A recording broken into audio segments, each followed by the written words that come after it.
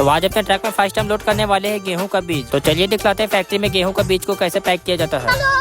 तो ब्लॉग का शुरुआत होता है कानपुर का इस भट्टा से, जहाँ अपने ट्रक को खाली कराकर यहाँ से निकल जाते हैं। अब पहले आ जाते हैं खाली गाड़ी का कांटा कराने के लिए, फिर कांटा कराकर वापस आ जाते हैं भट्टा के पास, जो यहाँ का मालिक शाम में हिसाब करके अपने ट्रक का भाड़ा देता है। फिर शाम में भाड़ा लेने के बाद अपने ट्रक को लेकर यहाँ से निकल जाते हैं इटावा की ओर, क्योंकि कानपुर में वापसी का कोई ढंग का भाड़ा नहीं मिलता है, इसलिए अपने ट्रक को लोडिंग कराने के लिए यहाँ से निकल जाते हैं इटावा। तो रास्ते में मेरे ट्रक का हेडलाइट का बॉल फ्यूज हो जाता है। तो आ जाते हैं इस दुकान में, यहाँ से अपने ट्रक का हेडलाइट का बॉल ले लेते हैं और साथ में कुछ पार्किंग लाइट भी ले लेते हैं। फिर इधर हेडलाइट को खोलकर बल्ब लगाने लगते हैं और बल्ब लगाकर यहाँ से निकल जाते हैं और आ जाते हैं इटावा। रात में यही सो जाते हैं। सुबह ट्रांसपोर्टर से बिल्टी लेकर यहाँ से निकल जाते हैं अपने ट्रक को लोडिंग कराने के लिए और आ जाते हैं पहले नाश्ता करने के लिए इस बिरयानी के ठेला के पास, और यहाँ सबके लिए बिरयानी मंगा लेते हैं। फिर सबको साथ में बैठकर खाने लगते हैं, जो बिरयानी काफी टेस्टी है। फिर बिरयानी खाने के बाद यहाँ से निकल जाते हैं लोडिंग पॉइंट की ओर। आधा रास्ता में दिखता है धान को इस मशीन से काटा जा रहा है। फिर ये सब देखते हुए आ जाते हैं लोडिंग पॉइंट के पास, जो फैक्ट्री इस गली में रहता है, जहाँ ट्रक जाने का रास्ता नहीं रहता, लेकिन पार्टी जबरदस्ती ट्रक को घुसवाता है। जो इतना दूर आने के बाद दूसरा कोई ऑप्शन नहीं रहता, इसलिए मजबूरन अपने ट्रक को इस गली में घुसाना पड़ता है। ऐसा पार्टी का आप लोग क्या कहना चाहेंगे कमेंट करके जरूर बताएं। फिर फाइनली आ जाते हैं लोडिंग पॉइंट के पास, जब मेरे ट्रक में लोड होने के लिए गेहूं का बीज पैक हो रहा है, जो फैक्ट्री में बोरा को कुछ इस तरह से पैक किया जाता है। उसके बाद मेरे ट्रक का लोडिंग स्टार्ट हो जाता है, जो हमारा सफर होने वाला इटावा उत्तर प्रदेश से चौपारण झारखंड का।